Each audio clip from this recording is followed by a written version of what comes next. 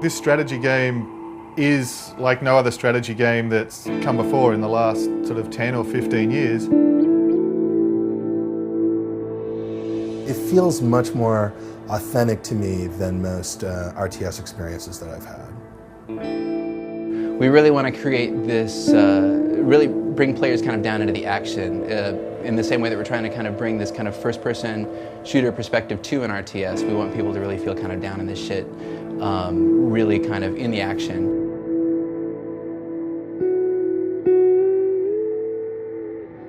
I mean, if you look at the cutscenes or the intro sequences of RTS games,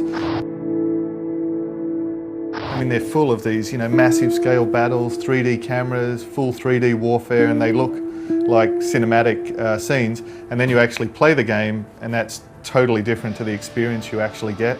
So what we're doing is we're actually creating a game that puts you in the middle of this full-scale, massive battles, and also that it puts you in the role of a general, so you can completely control those battles. So both from the gameplay and from the camera perspective and the immersion, it's a game that wouldn't even have been possible on previous generations of hardware or previous designs. On a battlefield, a general, it's an incredibly challenging, fast-paced environment, but he's not going, I want to build that factory there, I want to put this farm here, I want to manufacture this tank, I want to add this piece of equipment in real time. So we're keeping what happens on the battlefield very realistic. Each platoon of soldiers, the sergeant in that soldier has a name. They have their own individual voice, so when you're hearing the guys talk in the battle, when they're feeding back to you, it's not like every RTS in the past where every tank's had the same voice. Each one of your tank units has got his own name, his own commander, his own voice, and it's quite powerful because with the voice command you are talking to these guys, they're responding back, so there's this big attachment. They're upgrading, so you're getting a gameplay reward for keeping them alive because they're getting tougher and fighting better. But when they do die in the persistent campaign, that's it, they're dead. But yeah, I think that's really going to be a new emotional sort of experience or attachment, because one of the things with strategy games that they've never had is that real connection to your soldiers on the battlefield that we think we've really going to be a strong part of this game. One of the sort of feedbacks that we've had, one of our intentions from the game is that it is this strategy at the speed of thought. And what we mean by that is that the gameplay is dictated by the decisions that you make, not by the controls. But there's a couple of really important features that allow us to do that. One is the voice command. So, I mean, thinking something and saying it is, of course, really natural. And there's two things with that. One, it's super intuitive as how to play. The other thing is that it's very immersive in your role of being a battlefield commander. It's the same as if you've got a steering wheel in a driving game.